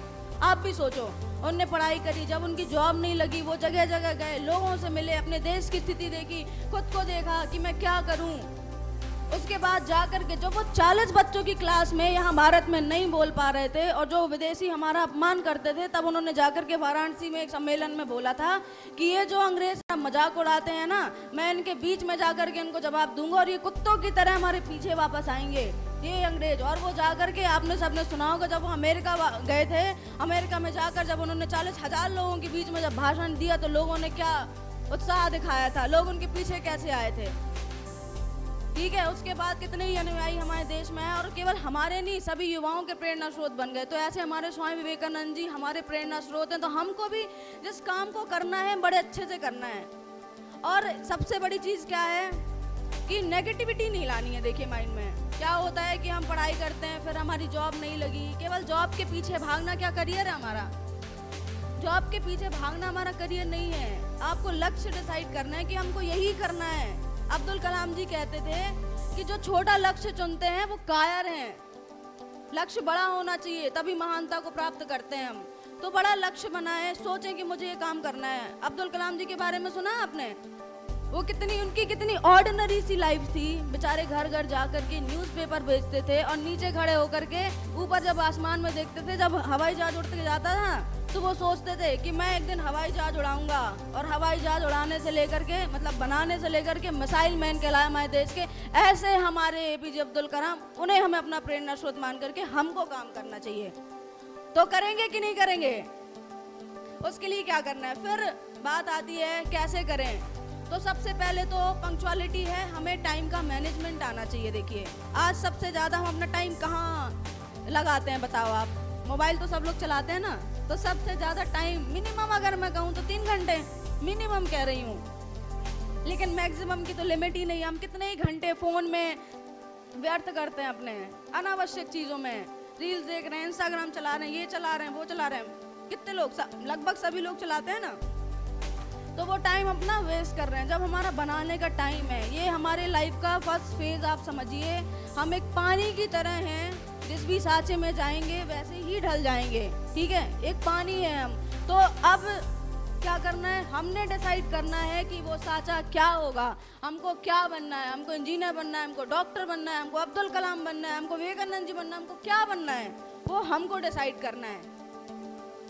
ठीक है, तो ये चीज़ें आपको पहले तो डिसाइड करनी है। टाइम का मैनेजमेंट होना चाहिए। भले ही आज आपकी आदत है, देखिए क्या मोबाइल चलाना इतनी, मतलब आज की आदत हो गई। मैं सबके लिए, मतलब कि आपके लिए नहीं कह रही हूँ, मैं भी आदत हो गई है, चलाने की आदत हो गई। हम रात भर 2-3 बजे तक मोबाइल चलाते हैं, लेकिन क्या हम अपने काम के लिए सुबह 6 बजे उठते हैं?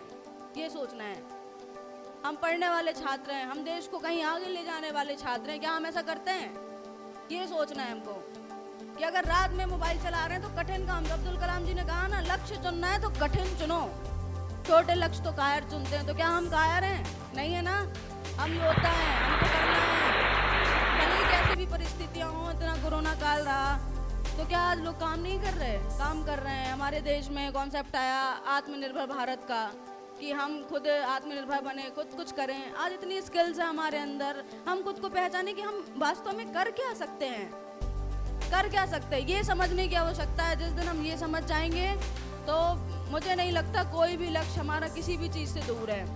तो टाइम मैनेजमेंट करना है, अपने टाइम को पंक्चुअल बनाना है, एकदम पंक्चुअलिटी। अगर आप किसी जगह जा रहे हो, सॉरी मैं थोड़ा लेट हो गई यहाँ पे, आपको लग रहा हो कि यहाँ पे दीदी आई, खुद भी लेट आई हैं और हम लोगों को बोल रही, लेकिन मैं कहीं काम में थी, वो भी ज़रूरी था, लेकिन मैं यहाँ आई। तो देखिए, अगर मुझे बड़ा दुख है इस बात, अगर हम किसी काम को करने के लिए 5 मिनट भी लेट होते ना, तो उस बात का दुख हमें होना चाहिए और नेक्स्ट टाइम से हमें उसको पंक्चुअलिटी में लाना चाहिए। क्योंकि हम क्या है, स्टूडेंट हैं, हमें अपनी लाइफ टीचर बनना है हमको, कि हम जो भी काम कर रहे हैं, आप कुछ भी कर रहे हो, आप इतने अच्छे से करो, मन लगा के करो, एकदम दृढ़ संकल्पित होकर करो, लगन के साथ करो कि वो काम अगर आपसे कोई कह दे अगर आप एक मोटरसाइकिल सुधारना भी सीख रहे हैं ना, मैं बड़ी बात नहीं बोल रही हूँ, अगर आप मोटरसाइकिल सुधारना भी सीख रहे हैं तो आप वो इतने अच्छे तरीके से पूछिए कि अगर आपसे आकर के कोई प्रश्न करता है कि आपको क्या आता है तो आप बता सके कि मुझे ये काम आता है, और कोई मुझे आकर फेल करके बताए। तो ये बहुत आवश्यक है अपनी लाइफ में। आप कुछ भी करें, ये ज़रूरी नहीं है कि बहुत आपने सोच लिया कि यही करेंगे तभी हम महान बनेंगे। तो आपको अपना लक्ष्य डिसाइड करना है, पहले तो बनना है आपको। बाकी अगर और कोई क्वेश्चन है आपको मुझसे तो पूछ सकते हैं। तो स्टूडेंट थी, स्कूल में पढ़ाई करती थी, परिषद ज्वाइन, एबीवीपी का नाम सुना होगा आपने, एबीवीपी ज्वाइन करी, काम किया, आपके बीच में बोल पा रही हूँ तो शायद उसी की देन है। तो आपको भी सीखना है, करना है, निरंतर करते रहना है। ऐसा नहीं कि हम एक दिन में सीख जाएंगे, थोड़ा टाइम लगेगा। करते करते तो कहते हैं ना, करत करत अभ्यास जड़ मत हो सुजान, है ना। तो करते करते अभ्यास सब आता है, तो हमें करना है प्रयास। और किसी का कोई प्रश्न है तो पूछ सकता है। बोला कि हमेशा कठिन कार पे जाना चाहिए, लेकिन जब छोटी सीढ़ी से चलेंगे तभी तो आगे बढ़ेंगे। हाँ, मेरे कहने का मतलब ये तो वहीं से लक्ष्य डिसाइड करिए। लक्ष्य वो है, मार्ग तो यही है ना हमारा, मार्ग वही डिसाइड। छोटा प्रारंभ करिए। आपको अगर डॉक्टर बनना है तो शुरू से आपको पढ़ाई करनी पड़ेगी, बहुत पढ़ाई करनी पड़ेगी, बहुत मेहनत करनी पड़ेगी। तो उससे नहीं डरना है, शुरुआत छोटे से ही होती है हमेशा, लेकिन लक्ष्य बड़ा होना चाहिए। वो आपके लिए बड़ा होना चाहिए। कोई क्या सोचता है वो नहीं सोचना है आपको, कि हमारे पेरेंट्स ने कहा कि बेटा तुम्हें डॉक्टर ही बनना है, अब आप वो नहीं कर पा रहे हो, फिर आप कैसे करोगे बताओ आप। हमें वही करना चाहिए जिसमें हमारी रुचि हो। बिल्कुल, जिसमें आपकी रुचि है, अपनी रुचि, पैशन होना चाहिए काम करने का। कुल मिला के हमारे अंदर पैशन होना चाहिए किसी भी चीज़ को लेकर के, कि अगर हमें कोई काम करना, उस काम को लेकर हम इतने पागल हो जाएं कि उसके अलावा हमें कोई और काम नहीं दिखे। माइंड डाइवर्ट नहीं होना चाहिए, तब कहीं जा कर के हम कुछ कर पाएंगे। बताइए आप फिर और कोई कुछ पूछना चाहता है? अच्छा, मुझे क्या ना, एग्रीकल्चर की वजह से ही चल रहा है, ये बात तो मानेंगे। हम खाते ही वो हैं, अगर एग्रीकल्चर नहीं होगा तो हम नहीं खा पाएंगे। देखिए, मुझे नॉलेज नहीं है क्योंकि मैं उस फील्ड से नहीं हूँ। मैं ये नहीं कहूँगी कि मुझे बहुत ज़्यादा नॉलेज है, बस ये। लेकिन अगर आप एग्रीकल्चर वाले हैं तो आपको इतनी नॉलेज होनी चाहिए कि आपसे कोई कुछ पूछता है तो आपको जवाब आना चाहिए। आप एग्रीकल्चर फील्ड से हैं? हाँ, तो आप बिल्कुल पढ़ाई करिए। आज हमारे छतरपुर में अभी कृष्णा यूनिवर्सिटी में शायद सर बैठे हुए हैं क्या, यहाँ पे चले गए हैं शायद। कृष्णा यूनिवर्सिटी में अपने चालू हुआ है अभी एग्रीकल्चर का। तो अच्छे से पढ़ाई करो, आप, बड़ा स्कोप है, इतने अच्छे से करो, एकदम जमीनी स्तर से लेकर के काम करो। मैंने कुछ टाइम देखा है, अभी किसानों के बीच में भी गई, मैंने जा कर के देखा तो हमारा बुंदेलखंड अगर हम देखें ज़्यादा तो कृषि पर आधारित क्षेत्र है। टोटल पूरा कृषि आधारित क्षेत्र है। सबके मैक्सिमम लोगों के माँ पापा किसानी खेती करते होंगे। जो शहर में रहने वाले लोग हैं केवल वही जॉब में, बाकी सब किसानी खेती वाले लोग हैं। लेकिन हमारे यहाँ की स्थिति बड़ी ख़राब है अभी, क्योंकि नॉलेज ही नहीं है। अभी भी हम वही पारंपरिक पुराने तरीके से खेती कर रहे हैं, नई नई टेक्निक्स यूज़ नहीं कर रहे हैं। तो आपने इतने अच्छे से पढ़ाई करनी है कि जो तरीके हैं ना पढ़ाई के द्वारा लेकर के आने, अपने क्षेत्र को विकसित करना है ना। प्रॉब्लम कहाँ आती है कि जब हमें नॉलेज नहीं होती है, क्योंकि हर जगह टर्म्स एंड कंडीशंस अप्लाई होती हैं। हम कहीं भी जाते हैं तो सबके उनके खुद के नियम कानून होते हैं कि भाई अगर आप यहाँ पे एबल हैं, जैसे मान लीजिए आप लोन लेने जा रहे हैं तो उसकी क्या पॉलिसीज़ है वो हमें पहले तो पता होनी चाहिए। हम उसके लिए केपेबल हैं क्या, ये हमको पता होना चाहिए। पहले से आप उसको अच्छे से रीड करिए, पढ़ के जाइए, फिर अगर कहीं समस्या आती है तो आप लीगल एक्शन ले सकते हैं। देखिए, और करना चाहिए। मैंने नहीं सोचा, लेकिन बिजनेस करना बड़ी अच्छी बात है। सबको, मुझे लगता है सबको तो नहीं, जिसका इंटरेस्ट है उसको करना ही चाहिए, चाहे वो लड़का हो चाहे वो लड़की हो, सबको करना चाहिए। ऐसे क्वेश्चन पूछे जो आपके लिए बेनिफिशियल हो तो बड़ा अच्छा रहेगा। देखिए, है ना। अखिल भारतीय विद्यार्थी परिषद के बारे में कुछ बताइए। अच्छा, ये बताना है, दल का हिस्सा नहीं है, ये एक स्वतंत्र छात्र संगठन है। ठीक है, आज़ादी के बाद इसकी स्थापना हुई और आज तक वो संगठन चला आ रहा है। इसके अलावा विद्यार्थी परिषद, जो हमारे छात्र हैं ना कि कॉलेज में जाते हैं, सिर्फ जो मैं एक्स्ट्रॉर्डनरी वाली बात कर रही थी ना, जो मैं यहाँ बोल पा रही हूँ, विद्यार्थी परिषद के कारण नहीं बोल पा रही हूँ, क्योंकि हमें मंच मिला और आपको भी बिल्कुल जुड़ना चाहिए विद्यार्थी परिषद से। जाकर के छात्रों की जो समस्याएं होती हैं, जब हम स्कूल से निकल के जाते हैं, प्रवेश परीक्षा, परिणाम, पाठ्यक्रम, यानी कि स्कूल में एडमिशन लेने के बाद पढ़ाई कैसे हो रही है, हमारे एग्ज़ाम कैसे ठीक से हो रहे हैं, कभी कभी आउट ऑफ सिलेबस आ जाता है तो छात्र उस कंडीशन में क्या करें, नहीं पढ़ पाते ना। तो संगठन बहुत बड़ी चीज़ है। प्रवेश परीक्षा परिणाम को, छात्रों की लड़ाई को लेकर चलने वाला विद्यार्थी परिषद ऐसा छात्र संगठन है। और साथ में आपको मार्गदर्शित करने वाला। आज विद्यार्थी परिषद केवल छात्रों की लड़ाई या आंदोलन तक सीमित नहीं रह गया है। आज हमारा विद्यार्थी परिषद ऐसे कई आयाम हैं। विद्यार्थी परिषद में कला मंच है, सील है, जिसमें हमने देखा होगा ना ग्रामीण भारत दर्शन।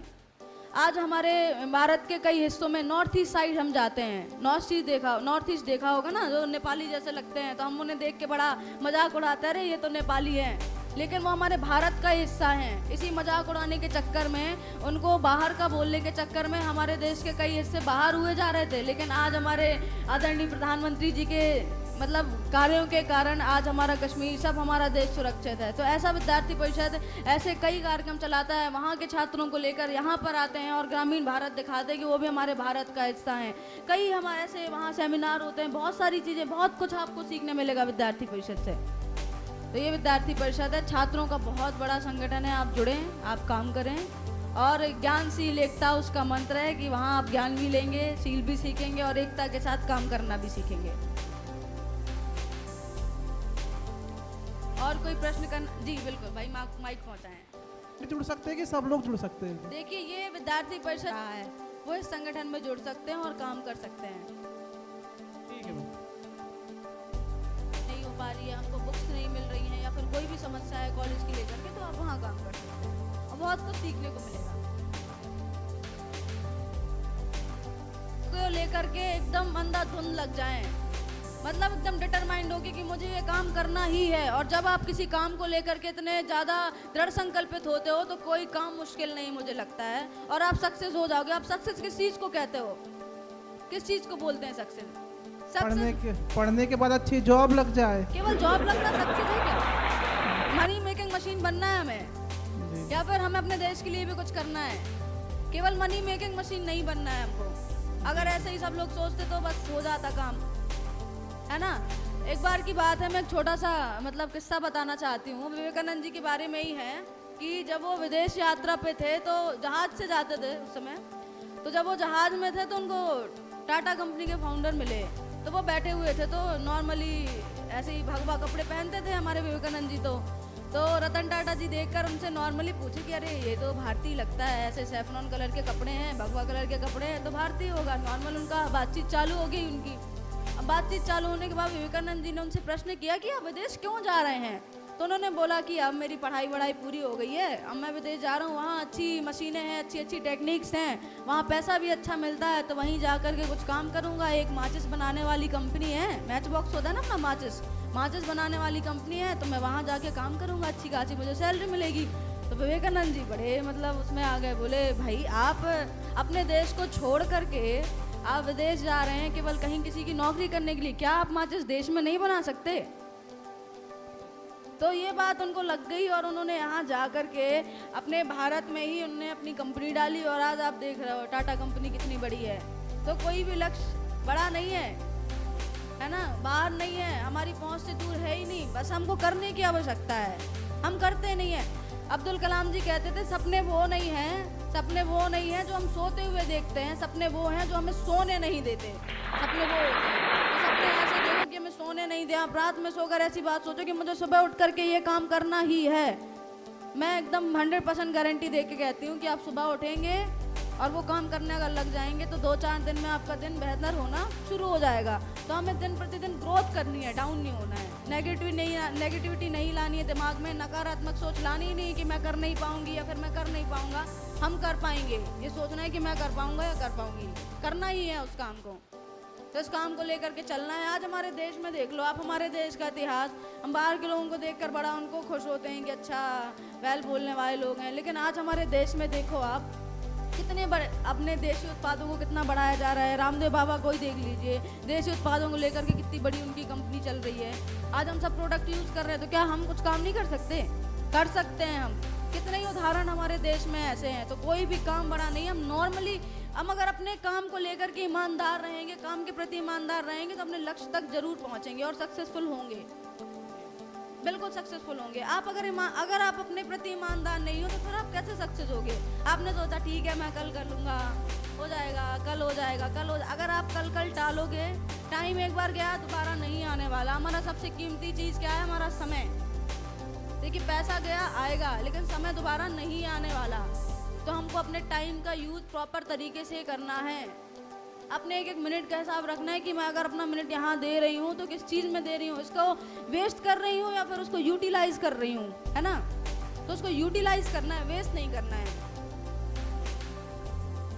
ठीक है। पैसे बड़े इम्पोर्टेंट हैं, ऐसा नहीं कहेंगे कि पैसे इम्पोर्टेंट नहीं है, लेकिन किसी भी काम को करने के लिए सबसे ज़्यादा इम्पोर्टेंट आपकी लगन है कि आप उस काम को कैसे करना चाहते हो। क्या अब्दुल कलाम जी जो मैं बता रही थी आपको, वो कहानी सुनाने का अर्थ क्या था मेरे कहने का मतलब क्या निकला? मेरे कहने का मतलब ये था कि वो घर घर जाकर के न्यूज़पेपर बेचते थे। जब एक न्यूज़पेपर बेचने वाला लड़का मिसाइल मैन बन सकता हमारे देश का, तो फिर आप कुछ भी बन सकते हो। ऐसा नहीं है, आप जब मेहनत करोगे पैसा अपने आप आपके पास आएगा। पैसे का योगदान है, बिल्कुल योगदान है, आपको काम करना है, आपको पैसा चाहिए, लेकिन पैसा कब आएगा? जब आप उसको लेकर के काम करोगे तब पैसा आपके पास आएगा। ऐसा नहीं है आपने सोच लिया अरे भाई वो तो बड़े आदमी के बच्चे हैं, उनका हो जाएगा इजीली। ऐसा नहीं है, केवल बड़े आदमी के बच्चों का नहीं होता, गरीब बच्चे भी पढ़ते हैं और अधिकतम गरीब बच्चे ही बनते हैं क्योंकि उनमें लगन होती है, ठीक है। तो ये बिल्कुल नहीं सोचना, मैंने कहा ना, नेगेटिविटी बिल्कुल अपने दिमाग में नहीं लानी है, पॉजिटिव चीज़ें लानी है कि ये काम करना है, कैसे करना है, करना सोचना है, उसके लिए लग जाना है। रास्ते अपने आप खुलते जाएंगे। जब आप चलना स्टार्ट करोगे ना, रास्ते दिखना शुरू हो जाएंगे। जब तक आप चलोगे ही नहीं, मंजिल उनको मिलती है जो घर से बाहर निकलते हैं, है ना। तो घर से बाहर निकलना है, काम करना है, भटकेंगे नहीं आप, आपको रास्ता मिलेगा। थोड़ा बहुत भटकेंगे, उठेंगे, गिरेंगे, चलेंगे, सीखेंगे, अच्छा बनेंगे, तो सोचना है। चलिए, बहुत अच्छा लगा, मेरी बहुत बहुत शुभकामनाएं आपके साथ। मैं चंद पंक्तियों के साथ अपनी वाणी को विराम दूंगी कि बुझी समा भी जल सकती है, बुझी समा भी जल सकती है, तूफानों से भी कश्ती निकल सकती है। होकर यूं मायूस ना तो इरादे बदल, होकर यूं मायूस ना तो इरादे बदल, तेरी किस्मत भी एक दिन बदल सकती है, तेरी किस्मत। जय हिंद, जय भारत, बोली भारत माता की। और बहुत सारी बातें हमने यहाँ पे शेयर की, लेकिन इसके साथ मैं आप सभी को ये ज़रूर बताना चाहूँगी कि हर छोटा बदलाव एक बड़ी कामयाबी का हिस्सा होता है।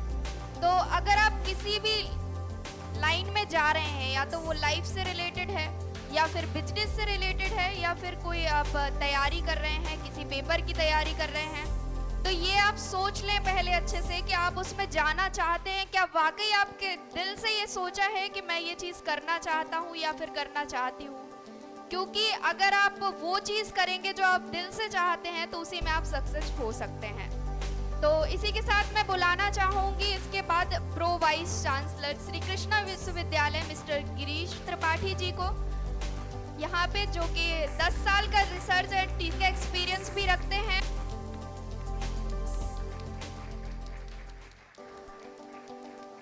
सर गेट रिलैक्स के फाउंडर और साथ में चेयरमैन भी हैं, तो उनका बहुत बहुत धन्यवाद। और इसके साथ हम सुन लेते हैं प्रो वाइस चांसलर सर को।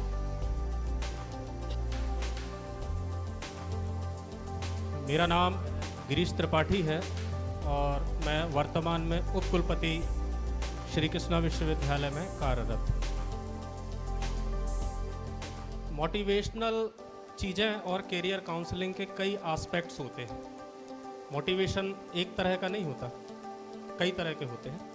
तो मैं आज चर्चा करूँगा एक ऐसा कॉमन मोटिवेशनल, एक कॉमन थॉट का जो सभी जगह आपको एप्लीकेबल हो सकता है। आपकी पारिवारिक ज़िंदगी में भी एप्लीकेबल हो सकता है, आपके करियर बनाने में भी एप्लीकेबल हो सकता है।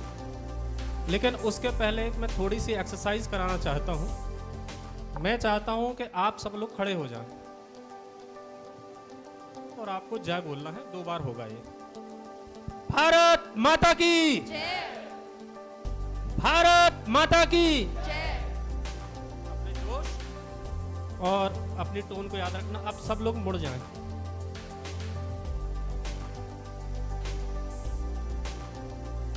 भारत माता की जय। बहुत बहुत धन्यवाद। लोगों के लिए घर जाकर आपको ये सोचना है कि मैंने 2 बार भारत माता की जय, किस बार आपने अच्छे से बोला है, तेज बोला है, और जिसने आपकी टोन में डिफरेंस को पैदा किया, इसको आप सोचिएगा। अब मैं मोटा मोटा ज़्यादा समय नहीं लूँगा। तो एक फॉर्मूला है जीवन का कि जीवन में कोई घटना घटती है, इवेंट बोलते हैं, इवेंट घटना। तो जीवन में कोई घटना घटती है और आप उसकी प्रतिक्रिया देते हैं, इससे परिणाम बनता है। अमूमन यही होता है। रिश्तेदार में मौसी ने आपके सामने आपको बुरा भला कहा, घटना है। घटना की आप प्रतिक्रिया देते हैं, या तो कुछ नहीं बोलेंगे, है ना, या मौसी को बुरा भला बोल देंगे और फिर उसके परिणाम होते हैं। मौसी बुरा मान जाएगी, फिर आपका मुंह भी नहीं देखेगी, या आपने कुछ नहीं बोला, मौसी का दिल पिघल गया, मौसी बाद में आ गई। सो घटना की प्रतिक्रिया और प्रतिक्रिया का परिणाम, ये बिजनेस मॉडल में भी काफ़ी आपको लाभदायक रहेगा। अब आपकी प्रतिक्रिया 3 तरह की हो सकती हैं। आपको आवाज़ आ रही है? पहला है कि आप कोई प्रतिक्रिया ही ना दें, है ना, आप कुछ ही ना बोलेंगे, कोई रिस्पॉन्स नहीं, कोई फेस में एक्सप्रेशन चेंज नहीं होगा, कोई प्रतिक्रिया ना दें। या आप पॉजिटिव प्रतिक्रिया दें और नेगेटिव प्रतिक्रिया, तो इसी हिसाब से परिणाम बनते हैं। तो पहले आपको ये पता होना चाहिए कि घटना जो घटती है उसमें आपका बस नहीं होता है। मौसी का उदाहरण मैंने लिया था कि अगर मौसी आके बुरा भला कहती है तो आप उसमें कुछ नहीं कर सकते। तो घटना तो घटती है, उसका आप कुछ नहीं कर सकते। हाँ, आप प्रतिक्रिया अपने हिसाब से दे सकते हैं, प्रतिक्रिया आपके ऊपर है। तो पहले आपको ये पता होना चाहिए कि आप किस चीज़ में प्रतिक्रिया दें और किस में ना दें। मैं अभी सागर गया था, तो रास्ते में मैं एक दुकान में रुका, हीरापुर, वहाँ मिडवे पड़ता है, और हीरापुर में चाय की दुकान में मैंने चाय बनवाई। तो चाय वाला बोलता है, साहब हीरापुर में बहुत गर्मी पड़ रही है। मैंने कहा सही बात है। बोले इस बार तो बीजेपी गई। अनरिलेवेंट क्वेश्चंस, मेरा उससे कोई लेना देना नहीं, तो मैं क्या प्रतिक्रिया दूं? नहीं, एनर्जी बर्बाद होना। तो आपको अपने जीवन में एक फॉर्मूला अपना के चलना है 80-20 का। 20% आपके जीवन में ऐसी चीजें होती हैं जिसमें आप प्रतिक्रिया दें, क्योंकि उसी से आपको अच्छा आउटपुट मिलना है, और 80% ऐसी चीजें होती हैं जिसका आप जो भी प्रतिक्रिया देते हैं उसका कोई मतलब नहीं। अमिताभ बच्चन को आज हम सुपरस्टार मानते हैं। जब मैंने उनकी कुल फिल्मों का एक आकलन किया तो अराउंड 1500 के आसपास उनकी छोटी बड़ी सारी फिल्में मिला के आप देखेंगे तो हैं, सुपरस्टार हैं। फिर मैंने उनकी हिट फिल्मों की लिस्ट देखी, 50-60, तो 1500 में से केवल 50-60 ऐसी फिल्में थी जिस बेस पे वो सुपरस्टार अमिताभ बच्चन है। यही वो 20% है जिसे अमिताभ बच्चन ने 80% फेम दिया है। आप अपने जीवन के 20% पे ध्यान दीजिए, 80% भूल जाइए। एनर्जी है आपका, आपके ब्रेन की एनर्जी बर्बाद होती। तो आपको ये पता होना चाहिए कि किस इवेंट, किस घटना में आपको प्रतिक्रिया देना है, किस में नहीं देना है, ये आपको फोकस करेगा। स्टूडेंट्स 12वीं पास करने के बाद आपको क्या करना है, आप अपने 20% पे ध्यान दें। हो सकता है आपका फ्रेंड कहता हो कि चलो यार आज घूमने चलते हैं, कहीं किसी वाटरफॉल में चलते हैं, वो आपके 80% में है, आप समय बर्बाद कर रहे हैं। तो सबसे पहले आप अपनी प्रतिक्रिया देना है कि नहीं देना है, जिंदगी में ये तय कर लें। उसके बाद पॉजिटिव देना है कि नेगेटिव देना है, ये भी आप देख लें। पॉजिटिव नेगेटिव इस बात पर डिपेंड करता है कि उस इवेंट से आपको आगे बढ़ना है कि उस इवेंट के रिलेशन को ख़त्म करना है। रिलेशन को ख़त्म करना है, नेगेटिव प्रतिक्रिया दीजिए। उसमें आगे बढ़ना है, पॉजिटिव प्रतिक्रिया दीजिए, तो आपका जो रिजल्ट है वो बहुत ही अच्छा होगा। अब आ जाते हैं बिजनेस में। मैं उसी को थोड़ा सा और एलोबरेट करता हूँ। सर ने भी बोला था कि परिस्थिति के हिसाब से आपको अपने मॉडल बदलने पड़ेंगे, ये बिल्कुल सही है। अब इसको मैं अपने मॉडल पे बैठाता हूँ। इवेंट बदल गया। इवेंट पहले क्या था, ऑफलाइन मोड चलता था, लोग रेस्टोरेंट में जाके खाना खाते थे। अचानक कोरोना आया, कोरोना के बाद ऑनलाइन की महत्वता बढ़ गई, यानी इवेंट बदल गया। तो वही कोरोना को आप तो नहीं रोक सकते ना, तो हम प्रतिक्रिया बदलते हैं, हम ऑनलाइन चलाते हैं। अब सर ने बताया था यहाँ पर कंपटीशन शुरू हो गया, यानी इवेंट फिर चेंज हो गया। तो आप अपना रिस्पॉन्स जो है उसको बदलिए, आप अपनी प्रतिक्रिया को पॉजिटिवली इस तरीके से बदलिए कि परिणाम और अच्छे हैं। तो आप इस फार्मूले को अगर लेके साथ आगे बढ़ेंगे तो मेरे ख्याल से आपके जीवन में बहुत कुछ ये लाभकारी होगा। और इसका एक बहुत अच्छा एग्जाम्पल आपको जंगल में मिलेगा। शेर क्या करता है कि जब आपने देखा होगा वो जानवर जो दौड़ लगाते हैं हिरण वगैरह वगैरह, तो ऐसा नहीं होता कि ये पहले से शेर कोई जगह से बैठ जाए और हिरण के पीछे भागे फिर ऐसे घूमे वैसे घूमे, ऐसे शिकार नहीं करता है। वो बैठा रहता है। क्यों? क्योंकि वो रिस्पॉन्स है, वो इवेंट को घटने देता है, वहाँ से जानवर लोग दौड़ते हैं, निकलते हैं, फिर उस हिसाब से जानवर को हाईलाइट करके जो कमज़ोर जानवर होता है उसके ऊपर हमला करता है। यानी वो इवेंट को एडजस्ट करते हुए अपना रिस्पॉन्स देता है और उसको रिजल्ट क्या मिलता है कि उसको शिकार वो कर लेता है। तो आप इस फार्मूले को अगर जीवन में अप्लाई करेंगे तो मेरे ख्याल से आपको बहुत लाभदायक होगा ये। दूसरा है कैरियर काउंसलिंग का। तो कैरियर काउंसलिंग के लिए चूँकि अब हमने श्री कृष्णा विश्वविद्यालय की स्थापना 26 मई 2018 को यहाँ पर की थी और तकरीबन अब तीसरा साल हमारा होने को आया है। तो कोरोना के कारण आप लोग शायद भोपाल या इंदौर या मेट्रोपोलियन सिटीज़ में नहीं जा सकते हैं, तो आप कभी श्री कृष्णा विश्वविद्यालय पधारें, आपका निःशुल्क वहाँ पर काउंसलिंग हो जाएगा। और कोई भी ऐसा कोर्स नहीं है जो आपको इंदौर में मिले या बड़ी मेट्रोपोलियन सिटी में मिले और इस छतरपुर में ना मिले। श्री कृष्णा विश्वविद्यालय ने आपके लिए सभी कोर्सेज की व्यवस्था पूर्णतः कर रखी है। तो आप कभी आए तो हम उसके कैरियर के और भी एस्पेक्ट्स उसमें बता सकते हैं। तो मैं अपनी वाणी को यहीं पर विश्राम देना चाहूँगा। दुनिया में ऐसा कोई काम नहीं है जो आप पॉजिटिविटी के साथ नहीं कर सकते हैं। तो 2 लाइंस बोलना चाहूँगी। बेवजह दिल पे बोझ ना भारी रखिए, बेवजह दिल पे बोझ ना भारी रखिए, जिंदगी एक खूबसूरत जंग है, जारी रखिए।